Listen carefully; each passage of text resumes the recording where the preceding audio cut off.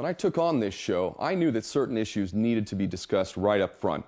And top of the list was 9/11, because no event has affected our world, especially the Middle East, more than 9/11. But all the major players in this event have received obvious cover from the governments, academics, and of course, the mainstream media. Aside from the sycophants protecting their masters, there is a much more insidious enemy of truth known as political correctness. I will not bow to such manipulations. Political correctness is a trap, functioning as a tool to prevent honest dialogue. It fosters, if not compels, self-censorship. It is a blatant form of thought control. So when I use the word Jew instead of Zionist, for example, I do so because it is the most accurate word to describe those whose primary allegiance is to the Jewish state of Israel. To use the word Zionist, as the thought police would have of me, would deny the fact that Israel is the Jewish state, not the Zionist state. Take the Christian Zionists, which are some of Israel's staunchest supporters. They're not granted the same right of settlement as their Jewish counterparts. Why? Well, because they're Zionists, but they are not Jewish. In the end, nobody is better placed to stop the criminality of the Jewish state than Jews themselves. Go back to where you came from. You know where you came from? For the speedy and peaceful dismantlement of the state of Israel. Then we can once again coexist as we have for hundreds of years. We have older rabbis who will testify lived in the old state of Jerusalem. In the old state, in the old city of Jerusalem. In the old city, they lived door by door. This rabbi lived in the old city of Jerusalem. Before 1948, he'll tell you how he lived, coexisted with all the Arab neighbors, how they babysat each other's children when they went to Yom Kippur, when the women went to Yom Kippur on the fast day, the Muslim neighbors babysat the children, the most precious objects they gave to them to protect. Whether we like it or not, taking responsibility for the actions of our governments that operate in our name, that receive our complicity and our support, is essential to solving the problems we face. Blame shifting, on the other hand, is tantamount to voluntary maintenance of the tyranny. As for my motivations, I consider every single human being to be a brother or sister in one human family. And I want what is best for every member of my family. And I mean every member. But patronizing talk and false sensitivity helps nobody. Let there be no mistake. My greatest scorn is reserved for my birth nation of the United States, that is without doubt the greatest terrorist entity of the 20th and 21st centuries, regardless of the fact that it has been hijacked by traitors and foreign agents. So if the citizens of the Jewish state and the United States want to avoid the virtually inevitable retribution coming their way, it will be by changing their disastrous course without delay. In this sense, I am all too ironically a friend to the Jewish state and the American people, because both must face their criminal nature while they still have a chance. And to make this point that much clearer, if the situation were reversed and the Jewish people were being broadly blamed for the crimes of 9/11 when clearly they were patsies, I would be the first to stand up in their defense. Let me also extend an open invitation to Israeli, British, and American government representatives so as to challenge me on any point I make in this program or future programs, with a special invitation to Israeli spokesperson Mark Regev, who I will devote an entire program to one-on-one debate if he has the courage to take me up on it. If, however, these governments and their trolls simply choose to sling mud, you can rest assured it is because they are cowardly propagandists who could never back up their insultingly false incantations outside of the cozy confines of the whorehouses they frequent, otherwise known as the mass media. Before we explore the truth regarding 9/11, I must thank Christopher Bolin, Mark Glenn, Jonathan Azaziah, Mark Dankoff, and Xander Z. Fereza for reviewing the content of this program. They have provided invaluable input. Now, the first thing to discuss about 9/11 is the fact that this event is quite possibly the greatest mind control event in human history. Certain aspects of it are so stark, so profound, that within this historic event can be seen a tremendous gift. But firstly, let me acknowledge the obvious. While my birth nation of America has meted out more violence in the 20th and 21st century than any other entity, it does not change the fact that the events of 9/11 are a great tragedy, not only for what happened on the day, but also for the far, far greater suffering and death that has resulted from it. Having said that, The gift lies in 9/11 serving as a litmus test for humanity.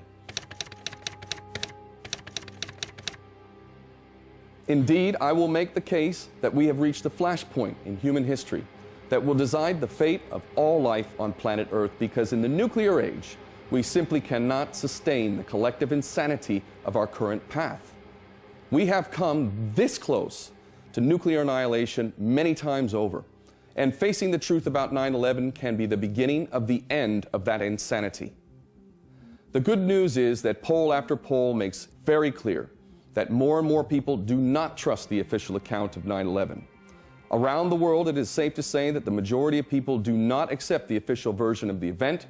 In America itself, roughly half doubt or disbelieve the official version altogether.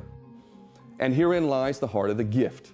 Despite all of the mass media deception, people are seeing straight through the lies and regaining the capacity to think and process information intelligently. This is absolutely critical in the process of liberating humanity from the bondage and ignorance and division. I have often used a metaphor to describe the current state of human existence, and it goes like this. Human society has created and ultimately consented to the institutions of power that oppress us, to such a degree that we the people have constructed a massive prison that every man, woman, and child, for the most part, have voluntarily entered. We have then closed the prison door behind us, taken the key within our collective hands and locked the prison door. As if this wasn't bad enough, incredibly, we have then handed the key to the prison door to a group of psychopathic tyrants who have all too wisely remained outside of the prison. Subsequently, we continue to beg these tyrants for the crumbs while we continue to remain locked in a prison of our own making.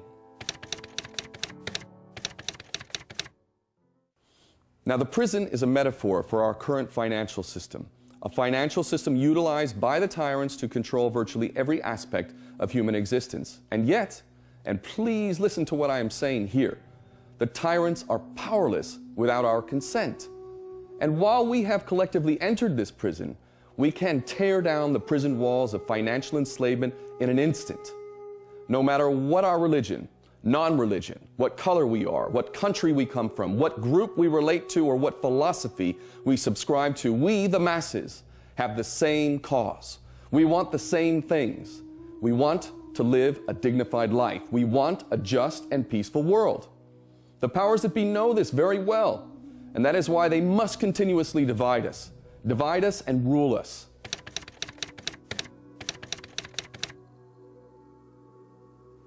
The key to the maintenance of their tyranny is hoodwinking us into fighting each other for the crumbs from their lavish tables. And believe me, the powers that be revel in the madness that is our division and ultimately self-imposed enslavement. They are laughing at us. They mock us. But it doesn't have to be this way. Do you want a better world, a sane, just, and peaceful world? Well, so do I. In fact, I demand such a world because I refuse to accept the unacceptable. And while I hold the tyrants responsible for ungodly amounts of suffering and injustice and death, I cannot ignore the fact that they could not possibly have achieved this without the massive compliance from the masses, from us. Which brings us back to an uncomfortable truth, which is that we are guilty to one degree or another. I want to issue a huge apology to a group to which I am not a member.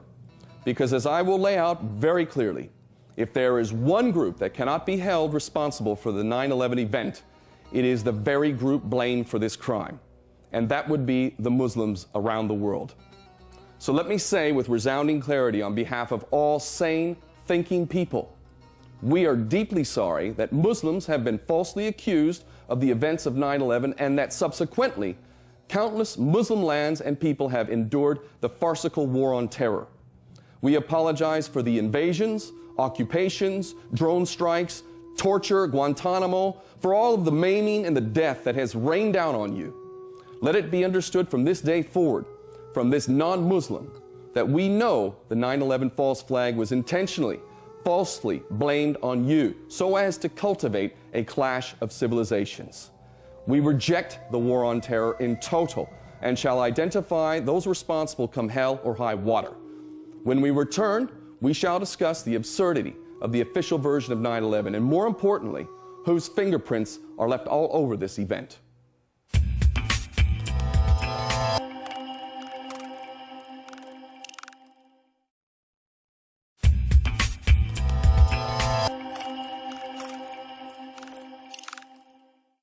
The official version of 9/11. Here's a brief description of the official version. 19 hijackers, mostly of Saudi origin, were headed by a lead hijacker named Mohammed Atta. The hijackers received flight school training for small, single and twin-engine airplanes at various flight schools in the United States. These hijackers were directed by al-Qaeda leader Osama bin Laden, who lived in caves in Afghanistan while requiring dialysis to survive. Together, they managed to outwit the entire defense systems of America, despite the fact that in 2001 the United States invested more money and resources in defense than just about every other nation on the planet combined. We were told that the breathtakingly vast defense and intelligence apparatus of America had not contemplated the possibility of airplanes being used to fly into buildings. On 9/11, there was a U.S. military defense drill codenamed Vigilant Guardian that simulated the exact events of 9/11. As a result of this drill, there was confusion about whether there was a real or simulated hijacking, and thus 19 individuals managed to allegedly hijack 4 planes and freely roam American airspace without any challenge from U.S. interceptor fighter jets. The official version tells us the hijackers successfully hit 3 out of 4 targets on 9/11, with one airplane being brought down by heroic passengers who shouted, "Let's roll," before overwhelming the box cutter-armed Muslim fanatic terrorists. The other planes, however, hit the Twin Towers and allegedly the Pentagon in Washington, D.C. as well, which happens to be the most heavily guarded airspace on planet Earth.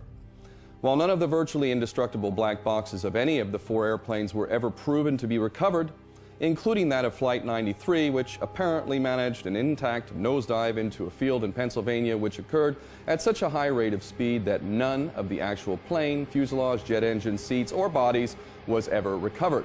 However, officials did recover 2 of the hijackers' passports and a bandana, as well as another alleged hijacker's passport from Flight 11, which slammed into the North Tower, causing a massive fireball. Although just 2 of the buildings were hit by planes in New York City, 3 buildings were completely destroyed, while 7 buildings were either partially or fully destroyed. The Twin Towers almost entirely turned to dust, while Building 7 collapsed in a process that resembled a controlled demolition, with each of the 3 buildings falling at free fall speed. We are told that the destruction of the Twin Towers was caused by the weakening of the steel support columns from jet fuel fires, and that Building 7 collapsed uniformly in a free fall due to a standard office fire. This is the first and only time in history that has occurred to such buildings, steel support, steel frame buildings. We are also told that the Pentagon was hit by an airplane whose pilot executed a 270-degree banking right turn as it descended 8,000 feet, all the while managing to avoid detection of upwards to 85 surveillance cameras covering its flight path as it apparently flew directly into the Pentagon. Footage from the 85-plus surveillance cameras was confiscated by the FBI, but they assure us it was just as described. The commission created to carry out the official investigation required 442 days to be formed by a foot-dragging Bush administration. No less than Henry Kissinger was appointed to lead the investigation, and the total budget allocated to investigate the biggest crime in the history of America was a staggeringly minuscule $14 million. By comparison, the U.S. government budgeted $160 million, when adjusted for inflation, to investigate the Space Shuttle Challenger disaster in 1986.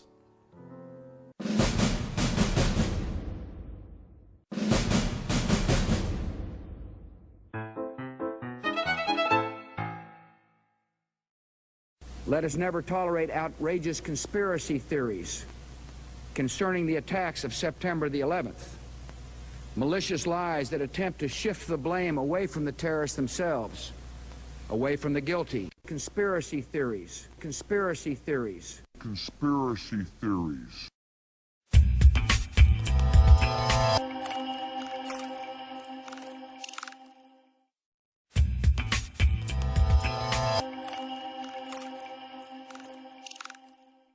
The official version of 9/11 is a terribly bad B-movie. It is a massive insult to our intelligence and all too significantly reveals the depth of mind control that many in our world are subject to. All too ironically, those of us who are not so brain dead as to believe the official version are called conspiracy theorists, despite the obvious fact that the official version of 9/11 is in fact, you guessed it, a conspiracy. It just so happens to be the most ridiculous conspiracy of them all. And let us not forget these important facts. Osama bin Laden himself denied any involvement in 9/11. And before you have that knee-jerk reaction of saying he confessed to it on video, hold that thought. With regard to America's supposed need to invade Afghanistan in pursuit of bin Laden, the Taliban stated on record that they would extradite him if only the United States would adhere to this paltry little thing called due process of law, which also involves another little thing called evidence. As it turns out, the U.S. decided in favor of invading and occupying two nations and turning them back to the Stone Age. As far as the evidence is concerned, it's a sort of don't worry about it kind of thing, so bin Laden was never actually charged with any crime regarding 9/11, with the FBI stating in 2006 that there was, quote, no hard evidence linking bin Laden to 9/11. Going back to the supposed bin Laden video confession, if the FBI does not believe it, why do you? As for the supposed 19 hijackers, there is no video evidence of any of the hijackers boarding the planes, from airports controlled by Israeli security no less. Several items have been used as evidence to implicate these patsies, but these are ridiculous. As already mentioned, 3 passports belonging to alleged hijackers were supposedly recovered. In the case of Satam al-Sakami's passport, it is said to have survived the plane crash's explosive fireball in the North Tower, falling hundreds of feet to the ground and then randomly picked up by a passerby who delivered it to the New York Police Department. In pristine condition, no less, with no burns, tears, or rips, with the picture and name perfectly visible. Once again, no bodies or plane wreckage was recovered from the alleged Flight 93 crash site in Shanksville, Pennsylvania, supposedly because the plane crashed at such an incredible rate of speed that apparently everything vaporized. Nonetheless, 2 passports, a martyrdom note, and a red bandana that is said to have been worn by one of the hijackers was remarkably recovered.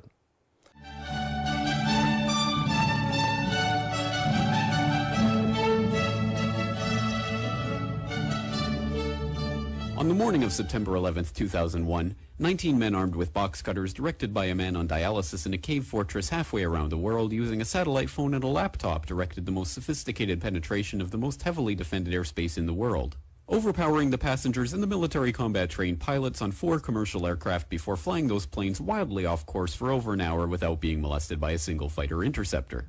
These 19 hijackers, devout religious fundamentalists who like to drink alcohol, snort cocaine, and live with pink-haired strippers, managed to knock down 3 buildings with 2 planes in New York, while in Washington, a pilot who couldn't handle a single-engine Cessna was able to fly a 757 in an 8,000-foot descending 270-degree corkscrew turn to come exactly level with the ground, hitting the Pentagon and the Budget Analyst Office, where DoD staffers were working on the mystery of the $2.3 trillion that Defense Secretary Donald Rumsfeld had announced missing from the Pentagon's coffers in a press conference the day before, on September 10th, 2001.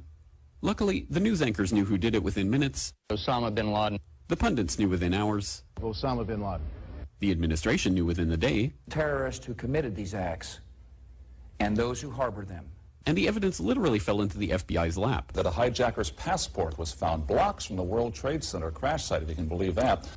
But for some reason, a bunch of crazy conspiracy theorists demanded an investigation into the greatest attack on American soil in history. That investigation was delayed, underfunded, set up to fail, a conflict of interest, and a cover-up from start to finish. It was based on testimony extracted through torture, the records of which were destroyed. It failed to mention the existence of WTC-7, Able Danger, P-TECH, Sibel Edmonds, OBL and the CIA, and the drills of hijacked aircraft being flown into buildings that were being simulated at the precise same time that those events were actually happening. It was lied to by the Pentagon, the CIA, the Bush administration, and as for Bush and Cheney, well, no one knows what they told it because they testified in secret, off the record, not under oath, and behind closed doors. It didn't bother to look at who funded the attacks because that question is ultimately of little practical significance. Still, the 9/11 Commission did brilliantly, answering all of the questions the public had, except most of the victims' family members' questions, and pinned blame on all the people responsible, although no one so much as lost their job, determining the attacks were failure of imagination. Because Nobody in our government, at least, and I don't think the prior government that could envision flying airplanes into buildings. Except the Pentagon, FEMA, NORAD, and the NRO. The DIA destroyed 2.5 terabytes of data on Able Danger, but that's okay because it probably wasn't important. The SEC destroyed their records on the investigation into the insider trading before the attacks, but that's okay because destroying the records of the largest investigation in SEC history is just part of routine record keeping. NIST has classified the data that they used for their model of WTC-7's collapse, but that's okay because knowing how they made their model of the collapse would jeopardize public safety. The FBI has argued that all material related to their investigation of 9/11 should be kept secret from the public, but that's okay because the FBI probably has nothing to hide. This man never existed, nor is anything he had to say worthy of your attention, and if you say otherwise, you are a paranoid conspiracy theorist and deserve to be shunned by all of humanity. Likewise him, and her. And her, and her, and him. Osama bin Laden lived in a cave fortress in the hills of Afghanistan, but somehow got away. Then he was hiding out in Tora Bora, but somehow got away. Then he lived in Abbottabad for years, taunting the most comprehensive intelligence dragnet employing the most sophisticated technology in the history of the world for a decade, releasing video after video with complete impunity and getting younger and younger as he did so, before finally being found in a daring SEAL team raid which wasn't recorded on video, in which he didn't resist or use his wife as a human shield, and in which these crack special forces operatives panicked and killed this unarmed man, supposedly the best source of intelligence about those dastardly terrorists on the entire planet. Then they dumped his body in the ocean before telling anyone about it. Then a couple dozen of that team's members died in a helicopter crash in Afghanistan. This is the story of 9/11, brought to you by the media which told you the hard truths about... His head could be seen to move violently forward. And... They took the babies out of the incubators. And... Mobile production facilities. And... The rescue of Jessica Lynch. If you have any questions about this story, you are a batshit, paranoid, tinfoil, dog-abusing baby hater and will be reviled by everyone. If you love your country and or freedom, happiness, rainbows, rock and roll, puppy dogs, apple pie, and your grandma, you will never ever express doubts about any part of this story to anyone. Ever. This has been a public service announcement by the Friends of the FBI, CIA, NSA, DIA, SEC, MSM, White House, NIST, and the 9/11 Commission. Because ignorance is strength.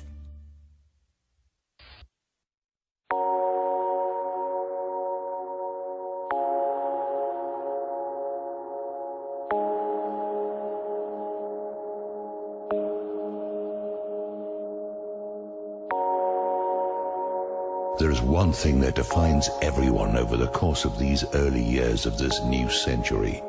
That thing is the 9/11 attack. Everyone in government in every field of endeavor, the world over, is defined by their position on this event. It is not necessary to know the truth. It is only necessary to know the extent of the lies in order to define any leader in any position anywhere in the world. By what they have said and by what they have not said, one can accurately judge who is an enemy of the peoples of the world. One can accurately determine who is a tool of the psychopaths or one of them. Think about what you allow yourself to know. Think about what you pass by, ignore, deny, and defend that defines you. It defines the degree of your personal courage, your relationship to the truth, your values, your principles, and what you will pass on to your children and everyone you meet. It tells you, in that place where your conscience must once have lived, whether you are a hypocrite and a fool, or whether something greater still lives within you. 19 men passed through airport security. 11 of them are stopped and questioned, but then allowed to board. Several large passenger planes wind up hijacked and flown at high speed into enormous buildings. None of these men had shown previous capacity to accomplish this feat. These men were armed with box cutters. No jet fighters were scrambled to intercept these planes, although the authorities in charge of such actions knew immediately what was happening. Airport traffic controllers were ordered to destroy all recorded evidence of the event. Some of them physically broke the CDs and scattered the pieces into different trash containers at the airports. Within hours, 3 of the biggest buildings in the city, buildings designed to absorb the impact of the very planes which hit them, all crumbled into their own footprints at the speed of free fall. It was said that the fire, which burned below the melting point of steel, caused this to happen. No fire in history had previously accomplished such a thing, not once. Previous fires had burned hotter and longer, yet no building fell. Now, 3 have fallen in one day. Months later, the wreckage burned white hot beneath the surface, and clear cuts and support beams were photographed. A passport from one of the hijackers appears on a city street, undamaged. Cars are discovered at airports with flight training videos and Qurans. Apparently the men, who were deeply religious enough to give their lives to attack these buildings, thought nothing of leaving their sacred texts behind. Some weeks later, 7 of the alleged hijackers are found to be alive in their native countries. Some days earlier, some of these men were observed drinking and having lap dances in a Florida bar. This sort of behavior is not normal for such men as these. Around the same time, the ringleader of these men and some associates were observed by the FBI boarding a gambling boat belonging to Jack Abramoff. These men were tracked to Las Vegas and watched by the FBI, yet they passed through the airport security checkpoints. Even though 11 of them were stopped and questioned, they still boarded. On the day of the event, several men were observed videotaping the attack as it happened. They were seen to be dancing and celebrating as well. The police stopped and arrested them. They were found to be Mossad agents. Sometime later, they were quietly released and returned to their home country with no reasons given.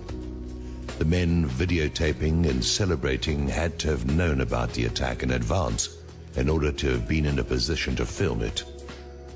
Members of the bin Laden family, the man accused of masterminding the attack, were immediately flown out of the country. Bin Laden denied any connection to this attack. Direct evidence of this exists, and no evidence of his admitting his involvement exists. All of this is fabrication and hearsay. No one can present such information other than one fabricated video that was proven false by the world's leading forensic experts in Switzerland. Many insist it is true, but no one has such evidence. Go look. Show it to me. As a result of this event, major wars have been launched. Over 1 million people have died, with nearly another 5 million displaced. An investigation was launched into the event against the wishes of the president and vice president, and rubber-stamped with pre-dawn conclusions, even though the evidence did not support these conclusions. The wreckage was gathered together and shipped overseas. No one was allowed to investigate it. In every event in New York City, in a Pennsylvania field, at the Pentagon, all of the evidence is contradictory. The amount of evidence on every level that directly refutes what we have been told fills thousands of pages. Meanwhile, the administration and the Congress belligerently oppose any inquiry into the matter. People in government who have questioned the official story have been fired from their jobs or driven from office by the very party they are a member of. University professors are fired for discussing it. Major websites composed of experts in their fields are ignored and even censured. Casual investigation of who benefited and who engineered actions of global impact based on official 911 findings all lead to the same parties.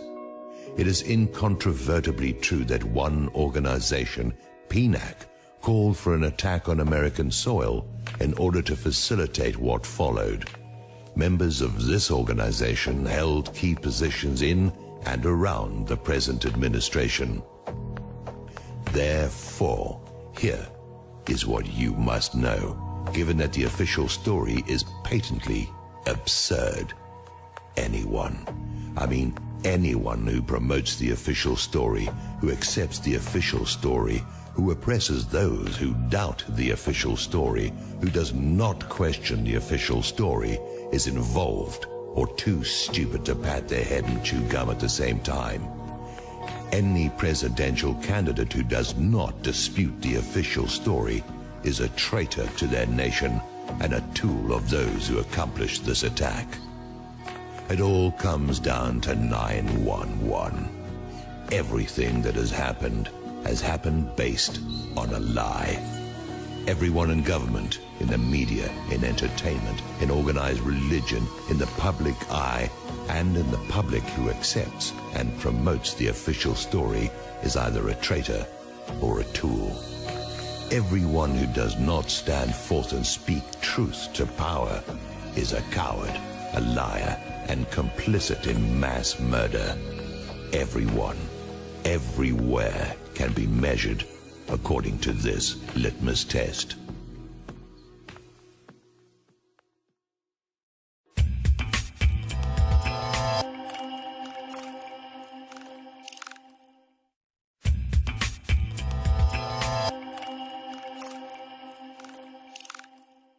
So now, let us extract ourselves from the collective insanity required to even entertain the official version of 9/11. Instead, let us take a look at reality and the evidence around 9/11 that is part of the public record. As you will see, this evidence indicts certain players who were indeed motivated by a religious fanaticism, but they are not Muslims.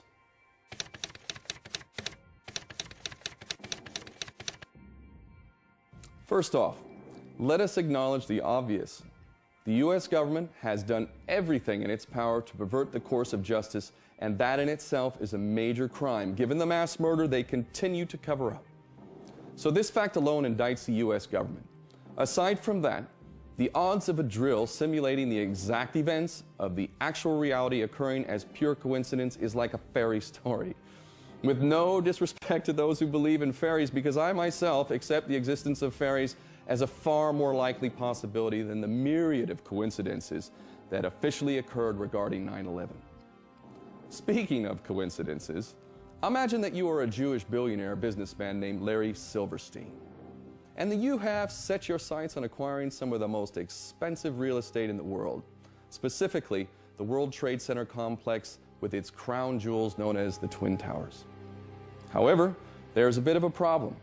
The Twin Towers were full of cancer-causing asbestos, and the cost estimates for removal of the asbestos ranged from the low billions to the tens of billions.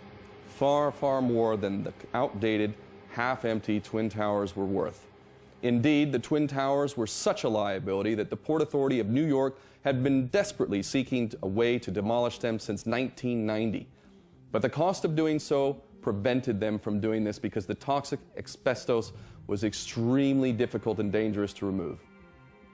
On May 14th, 2001, 4 months before 9/11, the Port Authority lost a lawsuit that meant it was on the hook to remove that asbestos. The head of the Port Authority was Louis Eisenberg, and he personally oversaw the privatization that led to Larry Silverstein and Frank Lowy obtaining the 99-year lease for the towers on July 24th, 2001, just 6 weeks before 9/11. But Silverstein demanded and got $3.5 billion worth of insurance payable in cash if the towers were destroyed.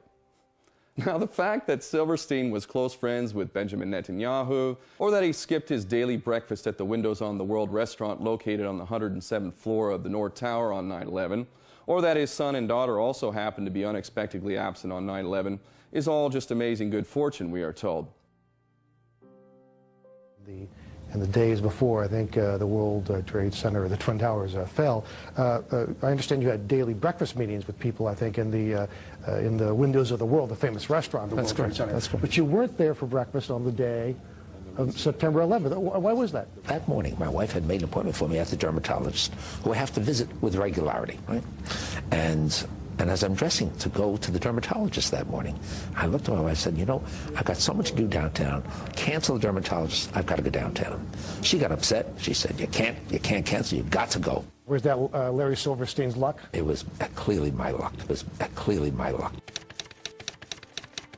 Larry's business partner is quite a character himself.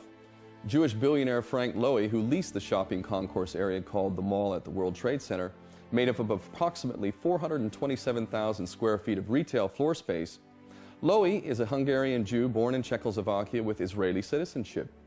In 1946, he made his way to Palestine, then under the British Mandate, where he joined the Jewish terrorist group known as Haganah. From there, he joined the notorious Golani Brigade and partook in the ethnic cleansing of Al-Jalil. Lowy is personal friends with the entire Likud leadership, Netanyahu, Sharon, etc. He lives in Israel part of the year and has established numerous think tanks to promote Israeli geopolitical interests. So Silverstein's and Lowy's investment would have to be considered one of the worst investments in the history of our world, were it not for the little coincidence of 2 planes bringing down 7 buildings within 6 weeks of leasing the property and them taking out a multi-billion-dollar insurance policy, which resulted in Silverstein and Lowy receiving an insurance payoff of over $5 billion. Not bad at all. When Silverstein was asked why he purchased the Twin Towers lease, he simply said, quote, "I felt a compelling urge to own them." Let us imagine that Lucky Larry was instead named Mohammed, and he was a Muslim instead of a Jew. And Mohammed bought this dubious asbestos-ridden property, proceeded to more than double the insurance policy. Then, as the world watches while his buildings disintegrate 6 weeks later, Mohammed even directs that one building be, quote, pulled. And subsequently, good old Mohammed gets a tidy $5 billion profit. This one's for Larry Silverstein. Last time we talked, sir, I asked you if you could address some of the 9/11 conspiracy theories that you are accused of. Sadly, your response has actually invited more of them. I mean, for the record, everybody knows your infamous comments on PBS where you said pull Building 7 on 5/25 on the day of 9/11. They were not sure they were going to be able to contain the fire. I said, you know, we've had such terrible loss of life. Maybe the smartest thing to do is pull it. And they made that decision to pull, and then we watched the building collapse. Your official response was that it was the firefighters. My question is, it was pretty clear that you meant the building, and if it was the firefighters, they already are outside the building by 12 because the water lines were broken. Ask the question. And the fire chief that you said you spoke to, Fire Chief Negro, denies talking to you on that day of 9/11. Can you answer those questions and address the theories against you? I suggest to everybody's consideration that we all look at the thousands of pages of testimony that have been rendered in the many years since 9/11, and let's use today's session for something that's... Are you aware of testimony of bombs in the building before the building collapsed, sir? Are you aware of that testimony? Sir, there's testimony by Barry Jennings. Sir, you don't have to touch me. Listen, I'll walk away. All I'm asking is a question. I don't have to be kicked out. It's a legitimate question. You don't have to put your hands on me. But all I'm saying is, no, I'm not. I'm here asking. The question was not answered. That's why I have a grievance. Larry Silverstein was told not to come into work. That's why him, his daughter, and his son never showed up to work on 9/11. He put an insurance policy on the buildings. Reporters, do your job. Please ask some questions.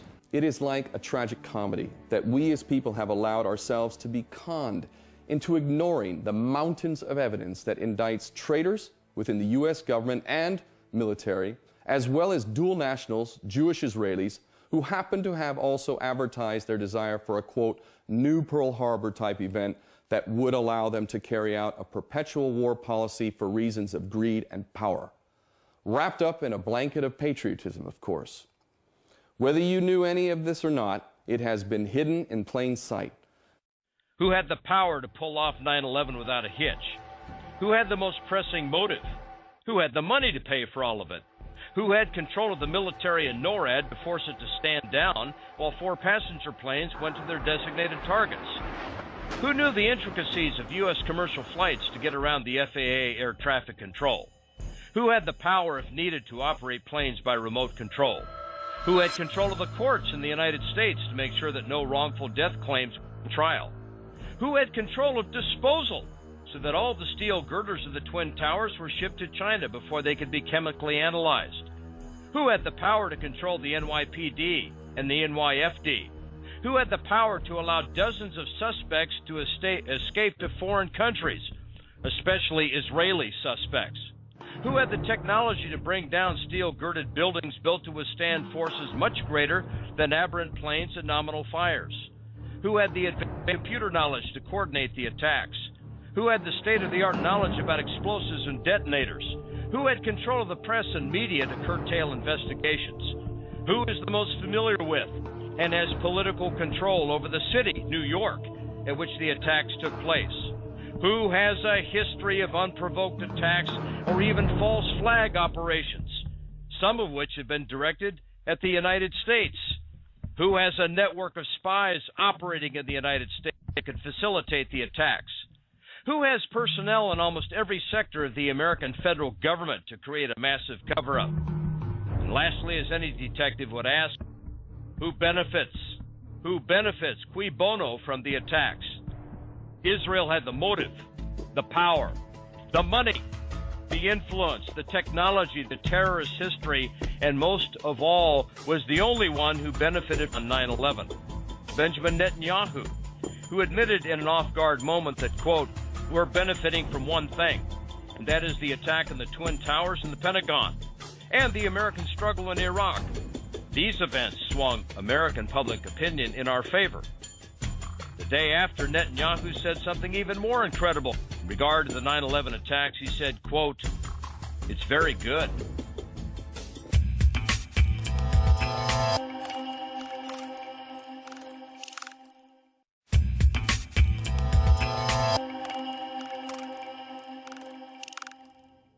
Folks, we have only just begun to reveal the fingerprints of this crime scene.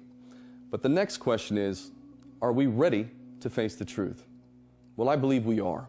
So let us imagine a crime so audacious that it was practically advertised before it was even committed. In addition to the incredible act of false flag terrorism that is the 9/11 operation, I am talking about the supreme crime of aggression, defined by the International Criminal Court as the planning, preparation, initiation, or execution of an act using armed force by a state against the sovereignty, territorial integrity, or political independence of another state.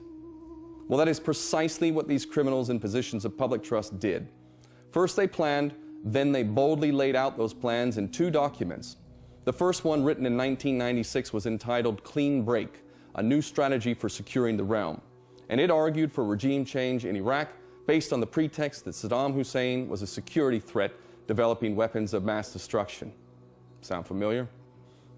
The second document, written in 2000, called for much, much more than regime change. That document was entitled Rebuilding America's Defenses, Strategies, Forces, and Resources for a New Century. This document laid out a plan that would require multiple wars of aggression and occupation so as to achieve a goal of full spectrum dominance.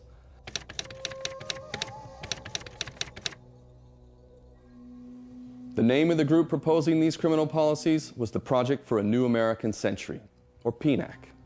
And their membership happens to read like a who's who in Jewish, Israeli, American politics. To be fair, the Project for a New American Century did have one token Islamic figure, or, to use the terminology of the late great Malcolm X, a lone house Muslim. Getting back to the plans of PNAC and the goal of full spectrum dominance, basically this involves the American empire establishing global control of air, land, sea, and space, and cyberspace. In order to achieve this goal, a primary objective was to seize the world's largest energy reserves, specifically the oil and gas reserves of the former Soviet republics in the Caspian Basin, as well as the oil of Iraq, the former requiring the control of a pipeline route to deliver said oil and gas to international markets. Another objective was to establish permanent military bases in this strategic area so as to ensure rapid deployment to any trouble spots where the natives might just get a little bit restless. Now, the PNAC plan complemented another goal known as the Greater Israel Project.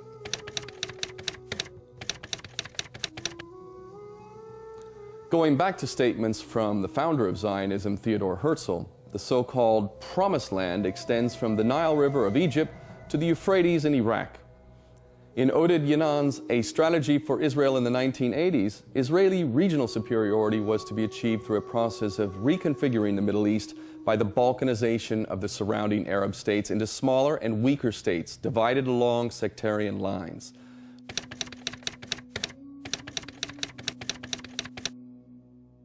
Lebanon, Syria, Egypt, Jordan, and Saudi Arabia were all in the crosshairs, but Israeli strategists viewed Iraq as their biggest challenge of all. and thus Iraq was outlined as the centerpiece to the balkanization of the Middle East. Iraq was to be divided into a Kurdish state, a Shiite Arab state, and a Sunni Arab state. The first step towards establishing this goal, however, was to instigate a war between Iraq and Iran, a war that would significantly weaken both states.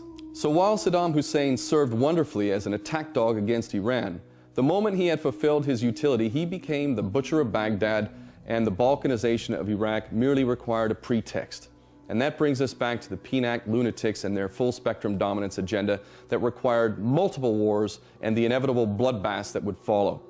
The only problem from their perspective was that the American public could not possibly be told the truth of this plan because there was simply no way that they would support it. So how would PNAC achieve this goal? Well, they acknowledged in writing that only one thing could deliver them the means to achieve their psychopathic dream, and that was, quote, a new Pearl Harbor.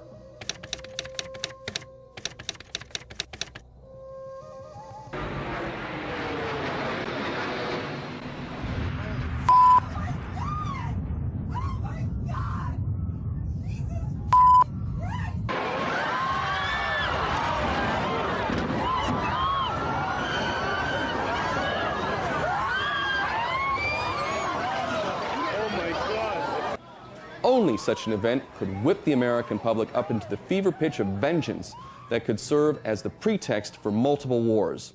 And lo and behold, the gift of 9/11 was provided, and the farcical War on Terror was born. Muslims became the new boogeyman.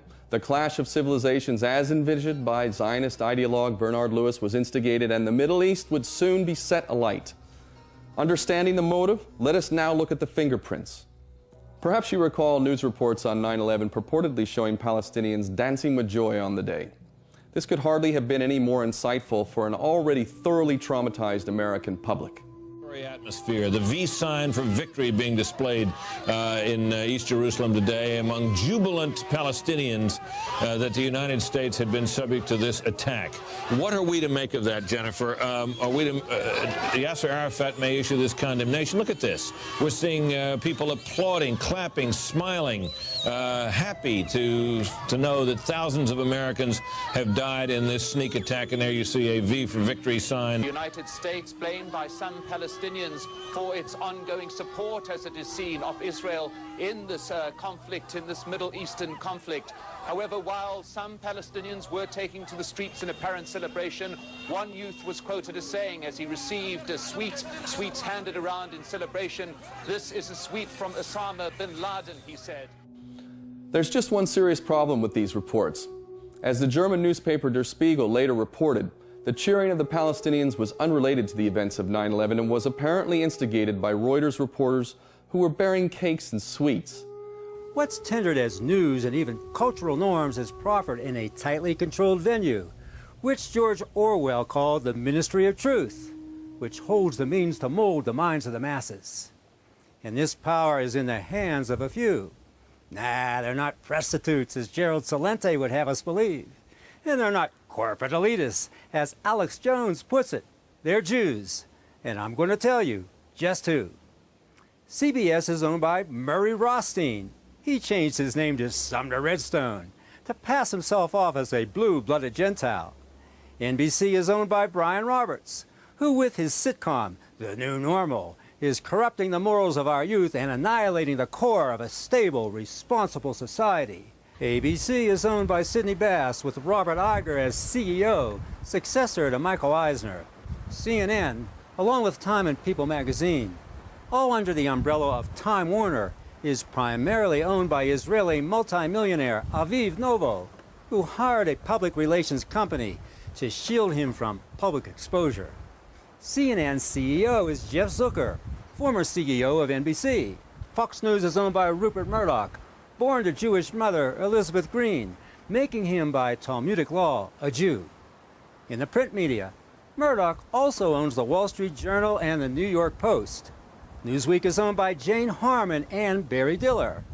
Harmon's Newsweek is pushing that Jewish orchestrated red line, over which even more American Gentile soldiers will spill their blood for the Jews in Syria and Iran. The Washington Post is owned by the Meyer Graham family, with Donald Graham as chairman. Dave Goldberg is CEO, and Barry Diller is senior executive. And the New York Times, America's foremost print media, is owned by the Sulzberger family, with Arthur Sulzberger Jr. as chairman of the board.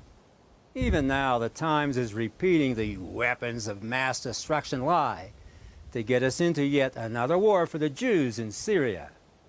You see, the only news you're going to get is what the Jews deem fit to print. These pictures and videos of dancing, celebrating Palestinians were broadcast around the world, putting the already thoroughly victimized Palestinian people at even greater risk of brutal and consistent Israeli violence.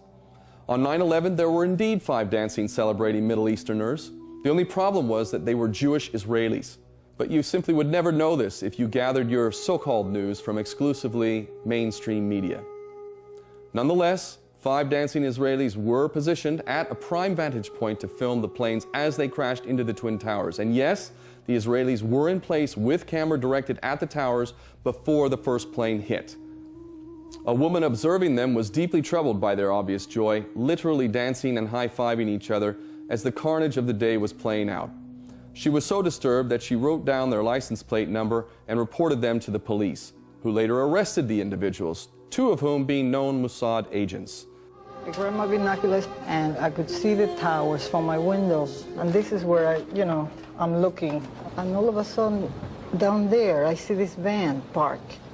And I see 3 guys on top of the van. And I could see that they were like happy. They didn't look shocked to me. They didn't look shocked. I thought it was very strange.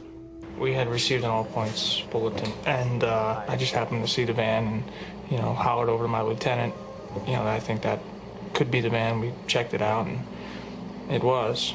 We were all on edge, obviously, so I really wasn't looking to make friends with these people, and neither were the officers that I were with.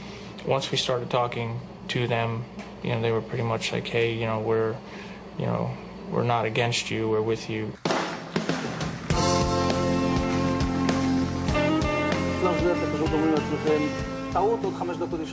And at that point, we were taken for another round of questioning, this time related to our allegedly being members of Mossad. The fact of the matter is, we are coming from a country that experiences terror daily. Our purpose was to document the event. Our purpose was to document the event. I'm going to ask this question more than once. What if the dancing, celebrating people were in fact Palestinian, Arab, or Muslim? Would there have been even one American of age who would not know about this? At this point, we need to talk about Mossad. Mossad is the Israeli equivalent of America's CIA or the UK's MI6. Mossad, like their American and British counterparts, are agents of state-sponsored terrorism whose business involves political assassinations, car bombing, spying, as well as a host of other illegal and immoral activities. Importantly, the Mossad's motto just about says it all. By way of deception, thou shalt do war. Keep that motto in mind when I tell you that a month before 9/11, the Mossad sent a general warning to the CIA alleging that as many as 200 terrorists were present on American soil and were preparing a major operation. The Mossad linked the plot to Osama bin Laden and told their CIA counterparts that there were, quote, strong grounds to suspect Iraqi involvement. On the evening of 9/11, 2 mysterious calls were placed to the New York City Police Department in which the callers claimed to have witnessed a group of Palestinians and Arabs constructing a bomb in a van that was headed towards Holland Tunnel. The police apprehended the suspects, and the truck bomb story was independently reported by CNN, Fox News, ABC News, CBS News, and other major media outlets. And word late tonight that 2 suspects are in FBI custody after a truckload of explosives was discovered around the George Washington Bridge. That bridge links New York to New Jersey over the Hudson River.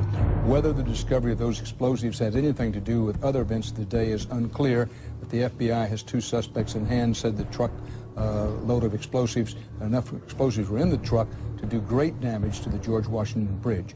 But they arrested the 2 suspects and they're questioning them as we speak. Reports we're getting now, 2 or 3 men arrested on the New Jersey Parkway. Deborah, can you hear me now?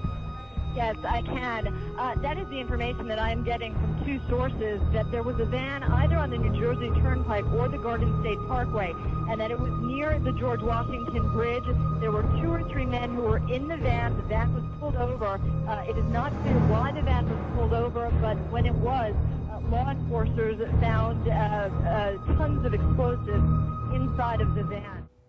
Perhaps you noticed that the ethnicity of the suspects arrested while attempting to detonate a massive bomb in New York City on 9/11 was not mentioned by any of the mainstream media. So I posed the question, if they were Palestinians, Arabs, or Muslims, do you think this detail might have been reported? Furthermore, what do you think the chances are that you would be unaware of this story if the culprits were in fact Palestinians, Arabs, or Muslims? Well, they weren't.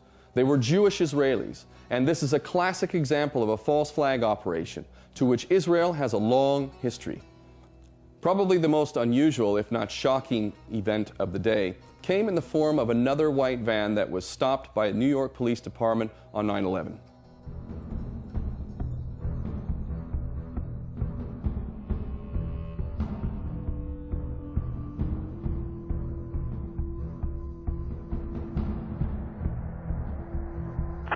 I got a message on that plane. It's a big truck with a mural painted of an airplane diving into New York City and exploding. I don't know what's in the truck. The truck is in between 6th and 7th on King Street. All right, 10-4. I'll send the issue in the bomb squad there for Westgate. The 4? You got that last message? That's fine. With a mural painted airplane diving into New York, blowing up. 2 men got out of the truck, ran away from it. We got those 2 under. That's good. You got those? Are you holding those 2 guys, Kay? We got them under. Let's get the music going here. Listen to that. Beat the shit out of them. All right, get here. See that? Talking to you. All right, listen, you need any further on those 2 guys over there? You all right over there, Kay? We have both suspects under, Kay. We have the suspects who drove in the van exploded. We have both of them under, Kay. Let's get some help over here. Now, I'm sending you here to shoot there. I just want to make sure you and your guys are all right over there, Kay. That's all. What's the location of that, Kay? Put them up. You know, we have both Neotrans driven that exploded. Resurrect? Police recordings indicate that this van had a mural painted on the side that literally depicted a remote-controlled plane crashing into the World Trade Center and exploding. The van's occupants were arrested and were referred to as ethnic Middle Easterners in a U.S. government report. Of course, if they were Palestinian, Arabs, or Muslims, this incident would have been plastered all over the media as proof of an Arab Islamic conspiracy behind 9/11. But few have ever heard of it, simply because it was another bungled false flag for which Israelis were ultimately responsible. The Israeli newspaper Ma'ariv has reported Israel's former Prime Minister Benjamin Netanyahu has publicly said the September 11th attacks have been good for Israel. Netanyahu said, quote, "We're benefiting from one thing, and that is the attack on the Twin Towers and Pentagon and the American struggle in Iraq," end quote.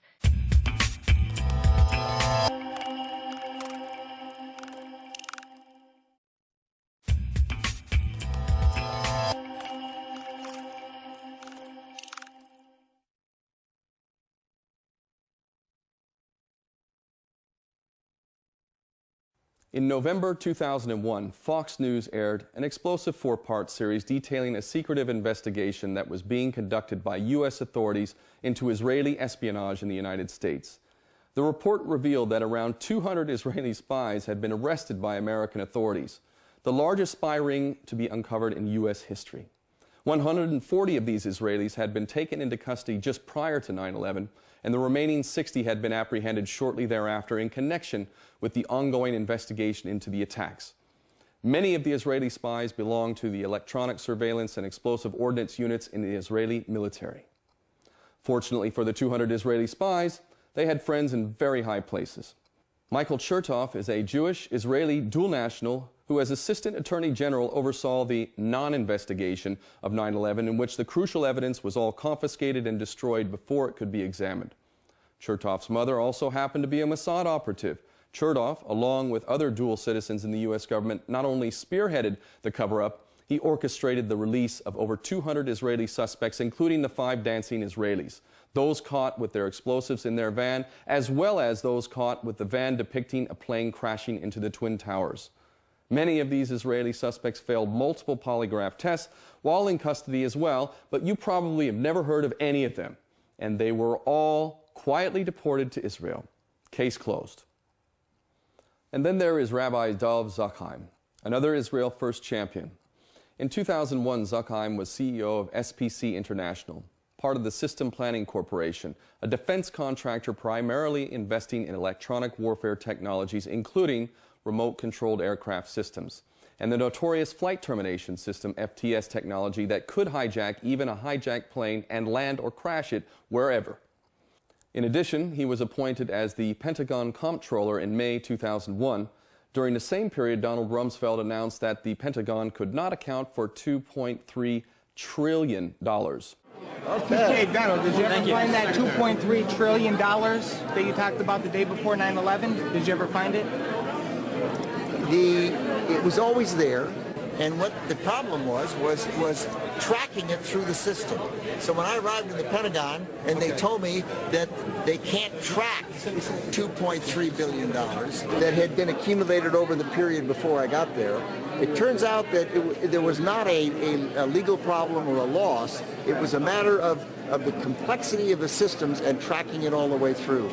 Mr. Secretary, we gotta go. Sorry, guys, sorry.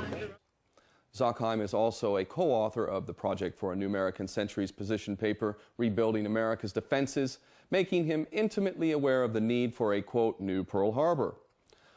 Let us also recall that Flight 175, which allegedly hit the South Tower, and Flight 11, which allegedly hit the North Tower, were Boeing 767s because Rabbi Zakheim was in charge of a company that had access to Boeing 767s and the technology to retrofit them with remote control piloting systems.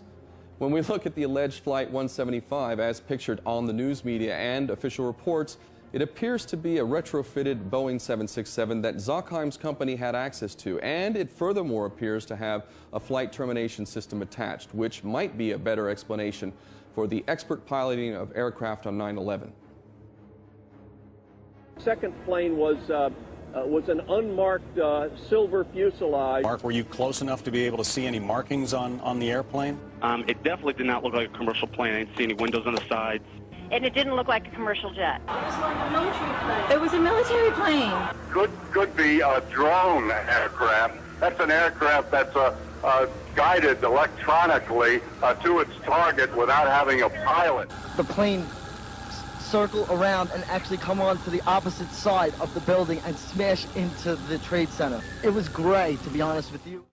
Rabbi Zakheim had access to the money, technology, and planes that were capable of carrying out 9/11, but don't worry, Philip Zelikow oversaw the official 9/11 investigation, and he has assured us that no Israelis were involved. So who is Philip Zelikow? He also happens to be a Jewish Israel First champion who Bush and Cheney selected to write the 9/11 Commission report. A year before that selection, Zelikow said the following: "I'll tell you what I think. The real threat is, and actually has been since 1990, it's the threat against Israel." But it gets better. Good old Phil describes himself as an expert in the, quote, creation and maintenance of public myths. He further defines public myth as a public presumption about history that may or may not be true, but which, nevertheless, exerts a powerful influence on the public opinion, and through that influence affects history.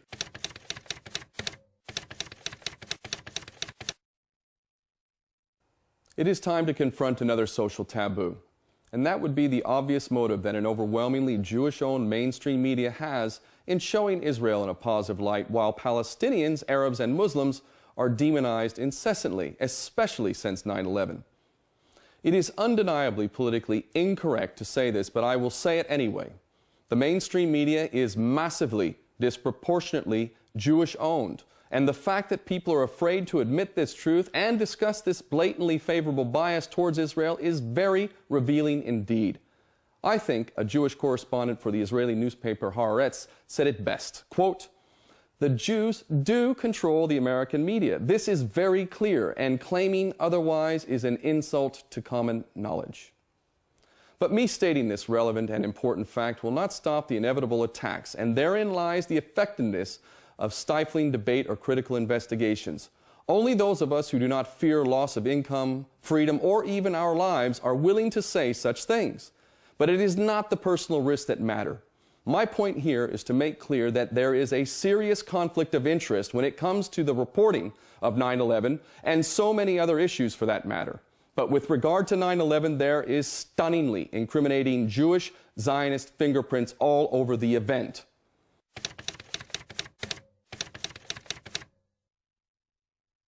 But I shall repeat, there is no possible way that Israel alone could have carried out the 9/11 operation.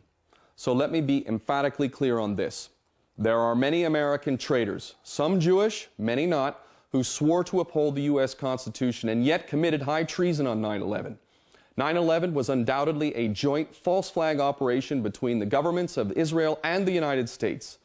If we had more time, I would also discuss the Israeli links to the anthrax mailings, Sybil Emmons, Colleen Rowley, Abel Danger, Mossad Front Company Urban Moving Systems, the National Transportation Safety Board acknowledging that there is no evidence of wreckage at Ground Zero from American Airlines Flight 11 or United Airlines Flight 175, P-TEX Enterprise Software and its links to Mossad, the corporation known as MITRE, which played a central role in subverting air traffic control networks on 9/11, the Israeli-owned Odigo instant messaging service that provided a warning to Jewish Israelis of the 9/11 events 2 hours before they occurred, Jewish judges like Alvin Hellerstein and Sheila Birnbaum who pressured the 9/11 victims' families into silence, ICTS, an Israeli company that provided airport security for every airport from which the allegedly hijacked planes operated, the killing of American patriot John O'Neill at the hands of Jerome Hauer, the 9/11 Commission report failing to mention Building 7,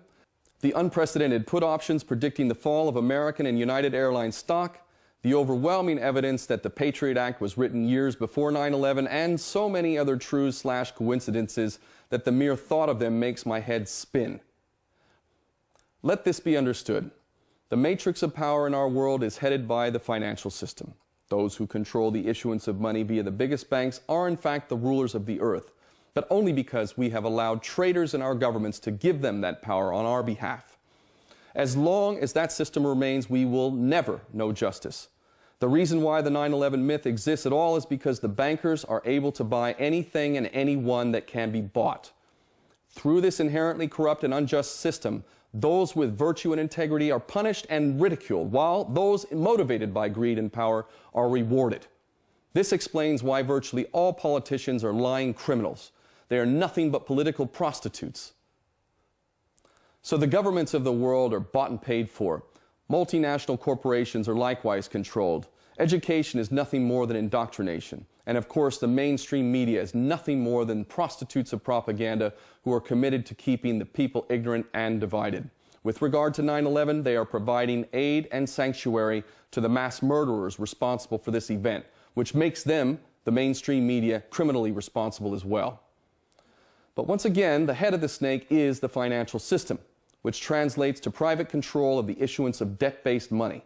It is this system of power that corrupts every aspect of human society. Nonetheless, it is fragile because it inherently requires our consent. Let me repeat this. The financial system that is enslaving us requires our consent.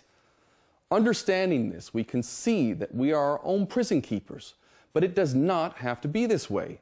We do not have to sell our children into self-imposed slavery. As for America, the insane lies and violence of my birth nation became so unbearable, I was compelled to renounce my U.S. citizenship and publicly declare that I no longer have anything to do with this madness. But I am reaching a point where, despite the shameful reality of what America is today, I see many bright lights, such as the courageous truth tellers who are standing up in greater and greater numbers day by day. 9/11 is a magnifying glass into the character of every person in a position of public trust. When so-called public servants profess their belief in the official myth that Muslims carried out this event, they reveal themselves as an untrustworthy moron at best, or more likely, prostitutes in the service of the tyrants.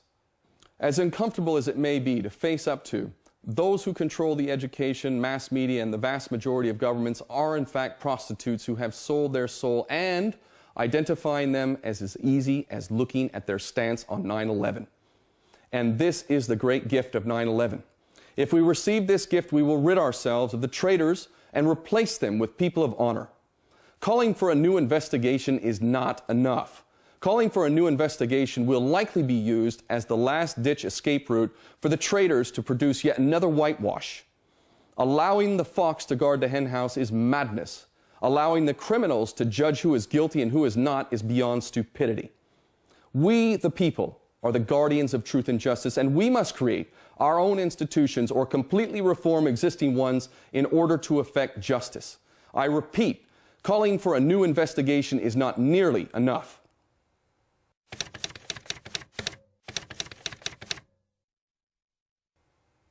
Number one on the to-do list is ending the private control of the issuance of debt-based money. After this, ending the United Nations 5 permanent member veto system is a bare minimum for UN reform. Anything less would require an end to the UN, as the UN system has facilitated massive suffering and death. No longer shall 5 permanent members be trusted to decide the fate of nations. It is for the people of the world to decide, not 5 northern nations.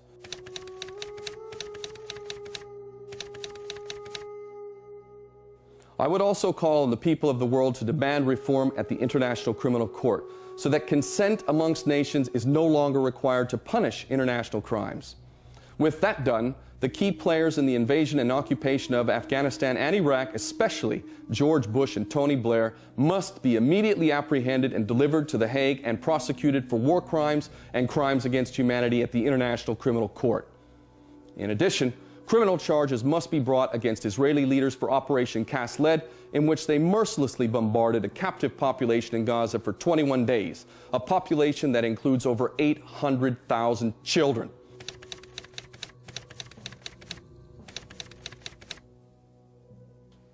The key to improving life for the people of the Middle East is for us in the West to take responsibility for the crimes of our nations and subsequent policies that have subjected the people of the Middle East to endless suffering.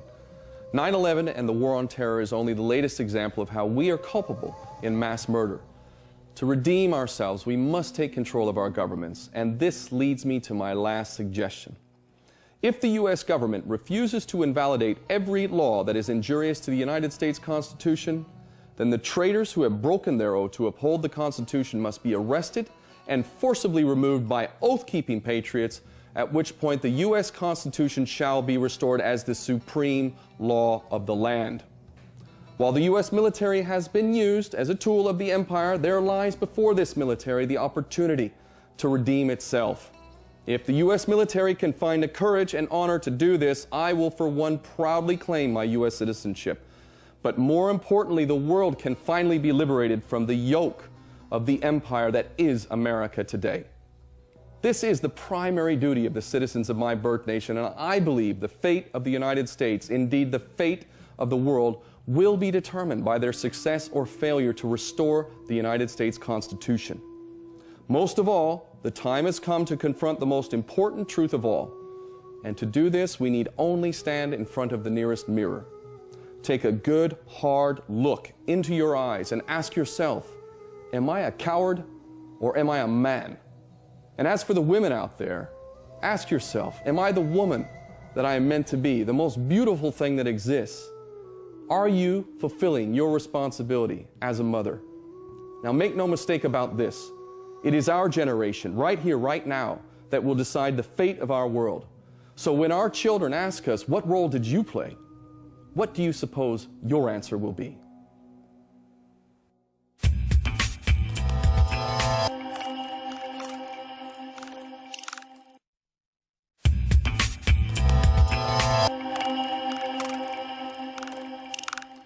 Welcome back to the show. Well, I think the content about 9/11 speaks for itself, and really what we're facing now isn't so much whether or not the official version is the truth or not, because this program and many other programs out there have made very clear it's an insult to our intelligence. And as I've said in this program, calling for a new investigation is not enough. It is time for criminal indictments of those people who clearly must have had foreknowledge.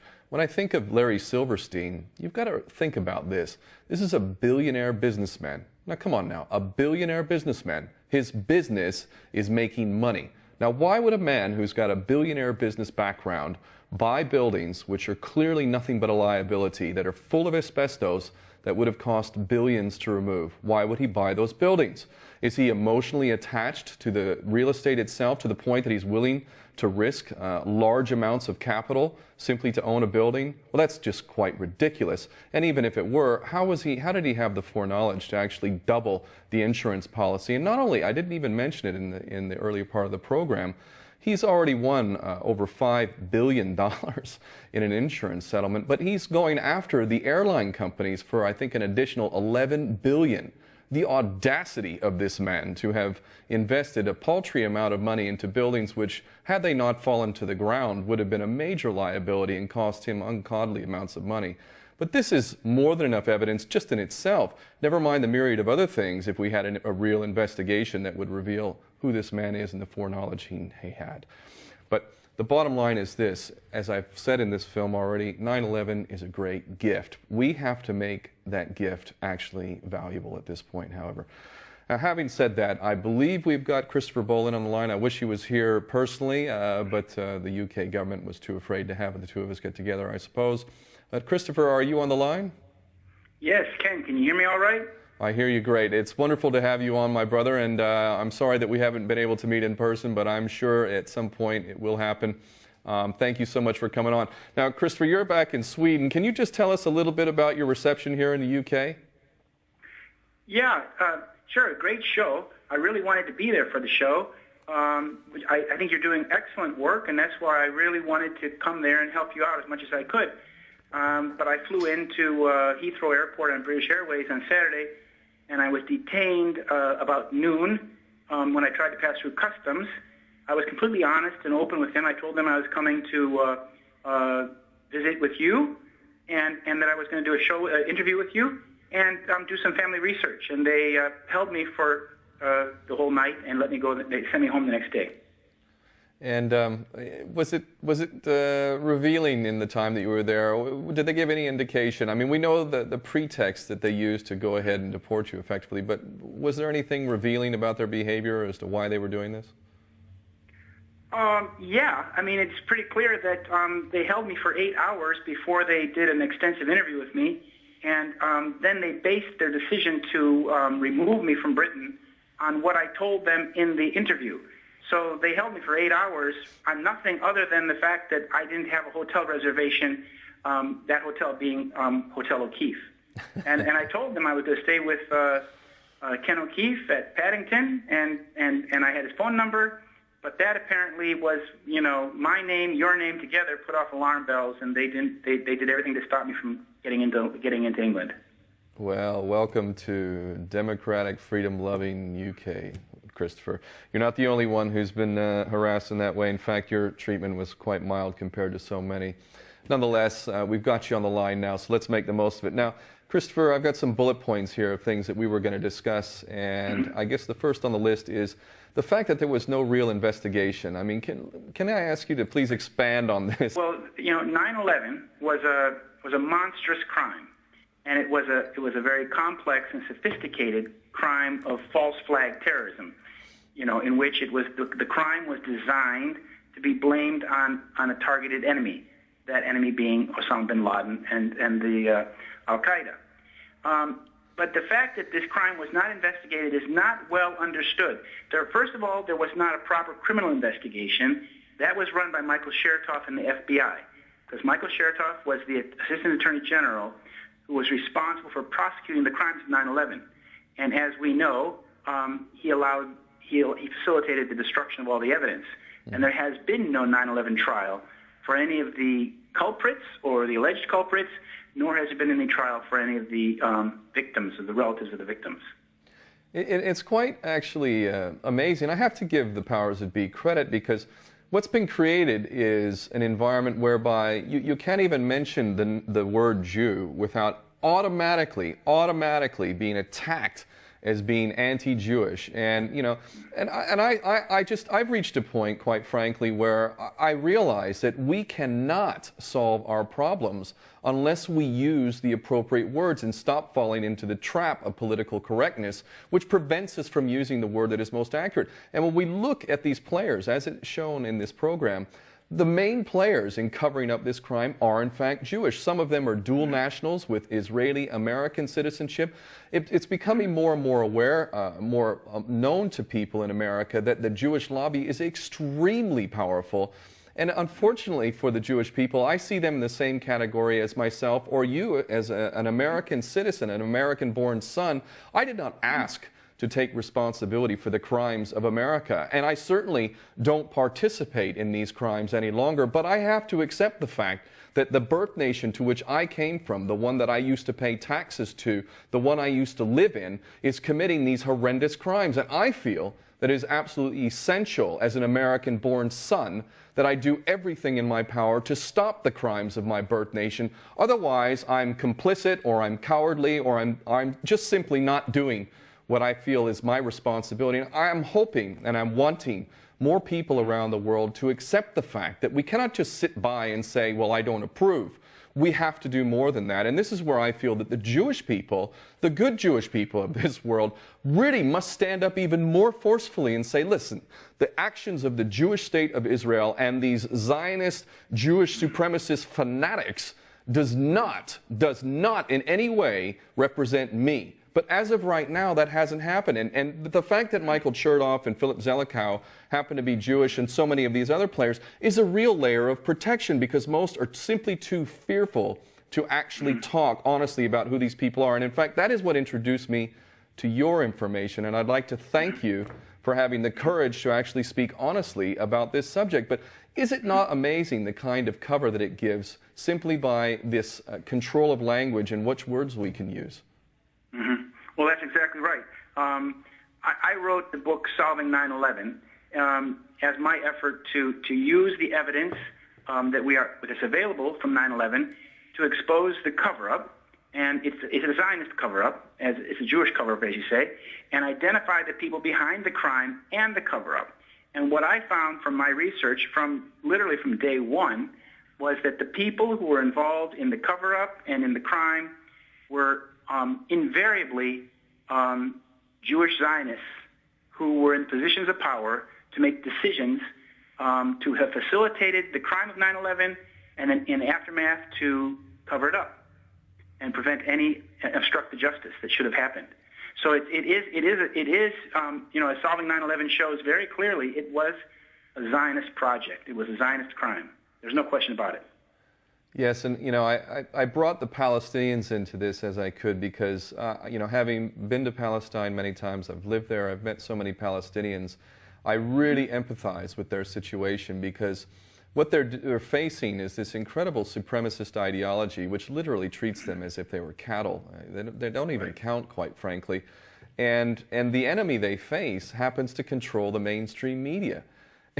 And they've used that media for decades to portray the Palestinians as these Muslim fanatics who want to drive all the Jews into the sea, and the poor Israelis, they don't have a partner in peace. And they've gotten away with this. Ever since the creation of Israel, quite frankly, they've gotten away with this because of the enormous power they have with the control of the mainstream media. And, when you think about the plight of the Palestinian people and all of the preconceptions people have about Palestinians, the vast majority of which are negative in terms of the way they've been portrayed by the mainstream, this is exactly what we're facing with 9/11. And again, I have to give some credit to the powers that be, because they've created the social construct which makes it very difficult, if not impossible, to speak honestly about these things, unless, of course, you're simply not afraid. And unless you're not afraid to be imprisoned, not afraid to be killed, not afraid of losing your job or your income and whatnot, you will not talk honestly about this subject. And this is the barrier that we need to break down, as far as I'm concerned. Yeah. It's interesting, Ken. The day that I was in London, I arrived on the 11th of January, Saturday, was also the day that Ariel Sharon passed away after being in a coma for 8 years. And Ariel Sharon is the bulldozer of Palestine, but he's also who was responsible for many massacres of Palestinians in Palestine and in Lebanon. But he is also the prime minister. He was the prime minister when 9/11 happened. And so I've written about that he is considered to be the strategic mastermind of 9/11. He was the political player who controlled the state of Israel when 9/11 was carried out. And to the degree that 9/11 was an Israeli/Zionist crime, Ariel Sharon was part of it. And his coma, I believe, he was put into a coma. Yeah. He was poisoned in a way and put into a coma. And that's why he was taken out. So there is this struggle between these factions, between these players at the top who are behind this monstrous crime. I agree with you, actually. I think that Ariel Sharon was induced into a coma. I mean, certainly the man fits the model perfectly in terms of being involved in such an operation. A man that is a pure psychopath.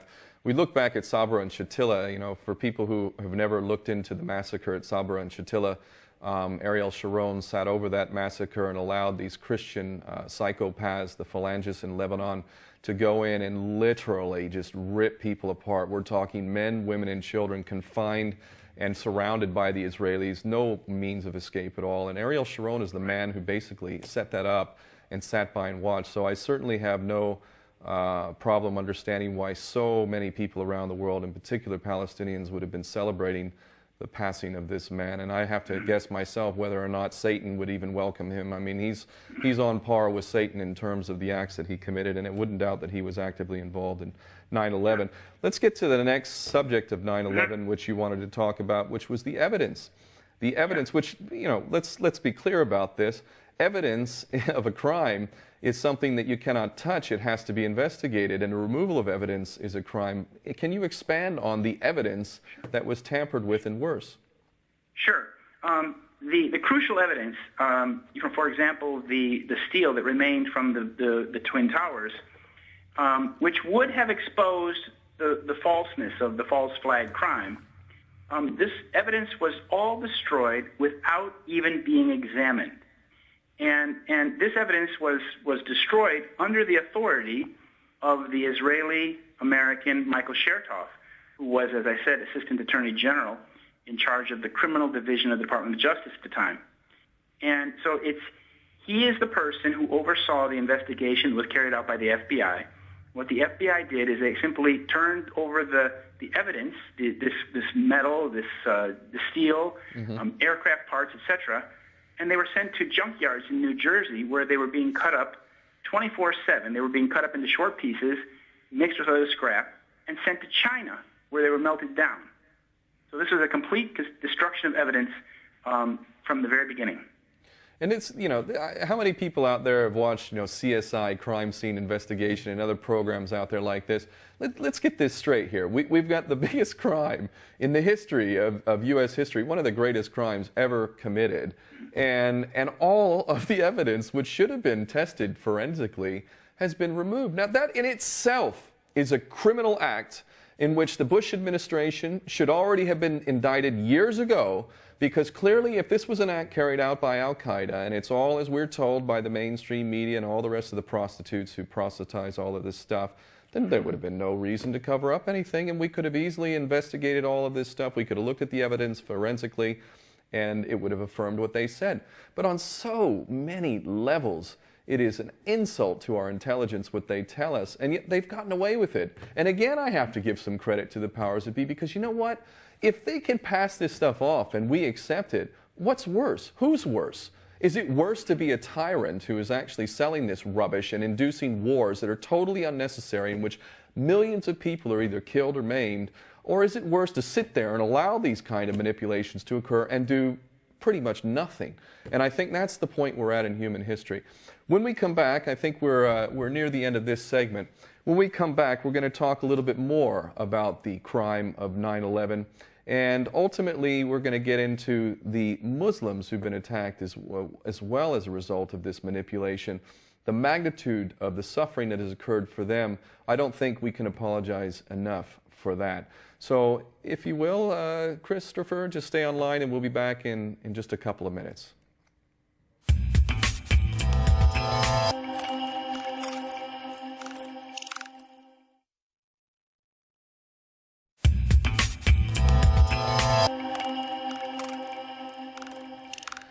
And welcome back to the program. Christopher, this next section of talk is actually quite a disturbing one, and it deals with those who are actually trapped in the top floors of the building. There's some very, very incredible information about what these people went through. Can you please expand on what happened on those top floors? Sure. Well, as I said, the destruction of the evidence allowed the U.S. government and media to carry out a cover-up and promote the myth that Osama bin Laden and al-Qaeda had carried out, the crime of 9/11 with the loss of 3,000 lives. And the majority of those 3,000 people that died that day died in the two towers, in the Twin Towers. And they were really, literally being cooked alive because they were trapped above the crash zones. And that is to say that when the planes crashed into the 82nd floor on the South Tower, or a little bit higher on the North Tower, the people above those zones were trapped. And those crash zones were very hot because there was thermite in those rooms. That's evidenced by the fact that in the South Tower, before it fell, molten iron was falling from the 81st floor. Now, molten iron, which is bright yellow, is about 1,200 degrees Celsius. To put that in some sort of comparison, a very, very hot sauna is 100 degrees Celsius. So that is to say that the people above that 82nd floor, which is another 30 stories were above that, they were being exposed to extremely high temperatures, which literally forced them to make a decision: do I stay here and be cooked alive, or do I jump? And there were hundreds of people who jumped. And this is a subject that is not discussed in the mainstream media at all. But one firefighter, he put it the best. He said, I looked up and I wondered how bad it was up there that the best option that these people faced was to jump. Yeah, I've also seen reports of the firemen, obviously still distressed to this day, and they said it was literally raining humans. Yeah. I mean, there were human bodies that were raining down for a long period before the actual disintegration of the buildings. Ken, the thing is that the doors, the exit doors to the roof on both towers were locked. So you have to ask, Larry Silverstein and the mayor of New York, what was the evacuation plan? I sent my books now to the new mayor of New York, Bill de Blasio, and I really think that we have to open up this discussion is what are the evacuation plans for buildings like the World Trade Center? Yeah, I mean, there's so many criminal activities on that day. It's hard to imagine how many people would be rotting in a jail cell if we actually had any form of justice in this world. And that sort of brings us to the next subject, which really, 9/11 is just the tip of the iceberg, really. I mean, it's the instigator of so much, but really there's so much else involved that even allows for something like 9/11 to occur in the first place. If you would, Christopher, expand on that a bit. Yeah, it really is, Ken, it really is. 9/11 is the tip of the iceberg of the criminal syndicate that dominates the U.S. government, and it looks like the British government, and the U.S. media. And this is a criminal syndicate, a criminal financial syndicate that, much of it came out of Chicago, took over Hollywood, took over Las Vegas, and now it controls the U.S. government. But 9/11 is the conspicuous tip of the iceberg, and the huge criminal syndicate underneath that we don't see is attached to that. And you see, when we say about 9/11 being the tip of the iceberg, we have to remember that it was the destruction of crucial evidence that was in those buildings for previous crimes, like the Enron scandal, for gold fraud scandals, for all kinds of serious crimes. This evidence was all destroyed. Much of it was actually stolen. The vault under Building 6 had been cleaned out the night before, and all the gold and all the evidence for these crimes was stolen. And then the building was destroyed. In this way, it's very similar to the Zionist destruction of the King David Hotel in 1946. It was the same sort of thing. There was evidence in there that would have put Jewish agency people in the noose. So they had to destroy the evidence, the British mandate evidence that the British authorities had, so that these Jews, these Zionists, would not be hanging from the gallows. And then of course, 9/11 was used was exploited to start new crimes, to create this war on terrorism in the United States, to bring in the police state that we have in Britain and the United States today. You know, the things that I went through, this detention I went through at Heathrow Airport is really a product of the 9/11 deception. And then, of course, it was used to bring in two wars of aggression. You know, the war in Afghanistan and the war in Iraq are wars of aggression.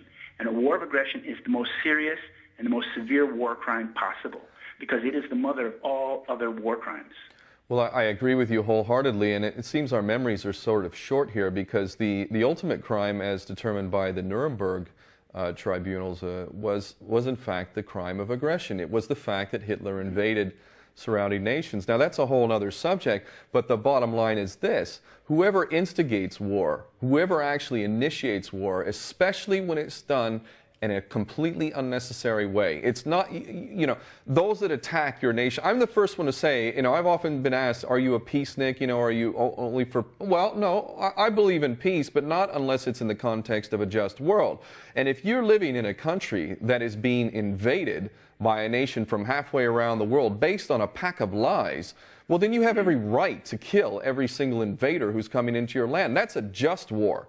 That is a just war in which you're defending yourself and your country. And I defy any honest American or British or other Europeans and Westerners, I defy any British person or any American person to say that if you were being invaded from a country halfway around the world and they were invading you based on a pack of lies, that you would sit there and be peaceful while these people came into your country and started killing your children and stealing your land and your resources. And that's exactly what we've done to other people based on the tip of the iceberg, as you say, the lie of 9/11. And an important point for people to realize is that there's no way they could have succeeded in this 9/11 false flag unless they had an all-encompassing power grid of control. If there was a legitimate media, we would have known the truth about this event so quickly, so very quickly we would have known, even if we just had a legitimate media. But of course, we don't have a legitimate mass media. They're nothing but prostitutes. If we had a legitimate legal system,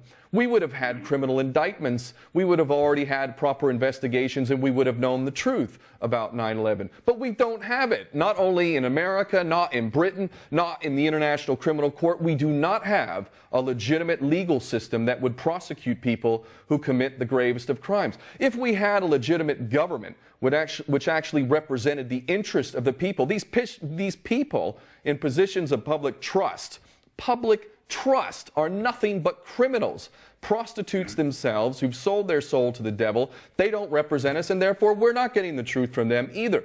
Those that conducted this event had to have the support of the mainstream media, of the governments, of the legal system, and they have. And the only thing that has really shed light on this is people like us. All the people out there, the people in this film who've produced independent videos, James Corbett, Michael Rivero, Mark Dankoff, yourself, all sorts of people like this who have actually come out and said, this is how we know the truth about these events. And this is the system that we're dealing with that has an all-encompassing power grid. That's right. That's right. You know, when I was detained in Heathrow Airport, after about 3.5 hours, a man came out from behind the glass window, the mirror window, and he said, I'm not immigration, I'm not borders, I'm from Metro Police. And he sat down, he tried to ask me a lot of questions, and I told him what I could. But I told him, you know, I'm not a subversive. You know, Ken O'Keefe is not a subversive. We're not your problem. We're not insurgents. We're patriotic. We're trying to help our nations. But as you say, you know, it's they view us as dissenters in the war plan. We're dissenters in the war agenda, and people like us have become the enemy of the criminal state that runs our countries. And that's the world we live in. It literally is upside down. You know, because of my involvement with the Palestinian cause, the Israeli Defense Forces, and it's on the internet still to this day, the Israeli Defense Forces say that I'm an operative of the Hamas terrorist organization and that I was traveling to Gaza in 2010 to form and train a commando unit for Hamas. Now, when I travel, needless to say, this is beyond ridiculous. But when the Israeli Defense Forces and the Israeli government say this, when I travel to the United States, I get treated like a terror suspect. The last time I traveled to the U.S., I was called in by the FBI. Both times, the last couple of times I've been there, I've actually had like 3 hours sitting down with special agents of the FBI. The last time I went, they called me and I called them back. They left a message for me and I called them back and I said, yeah, what can I do for you? He said, well, you know, we just wanted to talk to you about, you know, your travels to the Middle East and, you know, so on and so forth. I said, what is it? The Israelis saying I'm a terrorist again. And he said, yeah, but they're also saying now that you're getting paid by Hamas. And I said, really? I said, really, how much am I getting paid? And they said, I'll always remember this. He said, $400. And I just laughed. I laughed and said, boy, I'm cheap, aren't I? You know, and well, just one last. That's what happened to me as well. I was removed from Britain. Now the final after 10 hours of interrogation, 9 hours of interrogation, they based on my admission that I had been convicted of 2 misdemeanors in Chicago that resulted from the undercover police attack on me at my home. Yeah. You see, on that basis, they said you are a danger to the public good of Britain. Now the thing is that that's what they seek to do. They seek to marginalize us, to criminalize us, to smear our names, and to discredit us.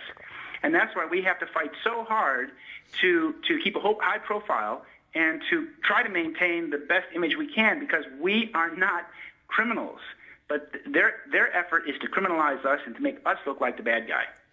Indeed they do, but you know, I had a revealing admission from the special agent of the FBI, and by the way, I've been arrested for fraud in this country, and I wear that with a badge of honor because the police who arrested me in this country are criminals themselves, and you know, quite frankly, these things are to be expected. But the special agent of the FBI, after I laughed at the idea that I would be a terrorist for $400, was he said to me, look, we know this is BS.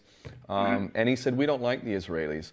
And this was, you know, a couple of years ago. And what I took from that was that more and more American patriots, and this is the button I'm intentionally trying to push, is that you call yourself an American patriot. How is it possible to call yourself an American patriot, especially if you swore to uphold the Constitution under oath, and your president has abrogated the U.S. Constitution so grossly that he can take any citizen of the United States, put them in a jail cell indefinitely with no charges, no trial, no nothing, and let them rot away till the end of their days. All of this according to the U.S. laws because the U.S. Constitution no longer exists. How can any red-blooded American patriot sit there and look themselves in the mirror and have any respect for themselves if they don't do what needs to be done? And that's exactly where I'm coming from.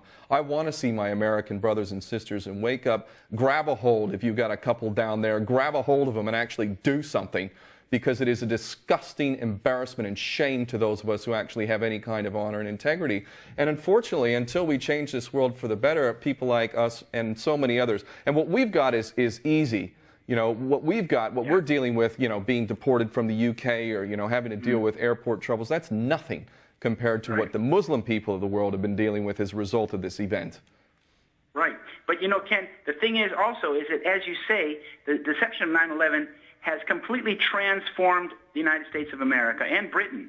And we as patriots cannot allow this criminal deception to completely distort our way of life and take away our freedoms and our history. Because for anybody to accept the myth about 9/11, to accept the government version of 9/11, is to be enslaved to it. It's an enslaving device. And we owe to our children the truth, and we owe our children, you know, a better world than what we have now. We are at a critical point. We have to undo this deception. And that's what my Solving 9/11 work is all about. We have to expose the deception in order to restore our sovereignty and restore our freedoms in Britain, in America, and anywhere else. You know, it's a war it's a two-edged sword. It cuts both ways. We have done terrible damage to the Muslim world, to the Arab world, and we have chopped off our tree of liberty in the United States and in Britain. Well, this is really what it comes down to, doesn't it? I mean, I think if there's nothing that would actually motivate people to make the changes that need to be made, surely there is at least one thing, and that is, as parents, do we not care for our children, and can we seriously have any self-respect when we are not giving our children a future. I mean, you know, our forefathers actually had the foresight to create a U.S. Constitution, a Bill of Rights. I mean, these things aren't perfect, but they are so much better than what we have today. And this is what we're giving to our children. And I just find it beyond sad. I find it really, I find it borderline complicit with criminality that we don't do more. But on that note, Christopher, is there any last thing you might want to say before we let you go, and hopefully we have you in studio in the near future? Yeah, well, I thank you for your efforts. You're doing a great job, and I know this show is a really excellent show. So I thank you for doing it, and thanks for having me on.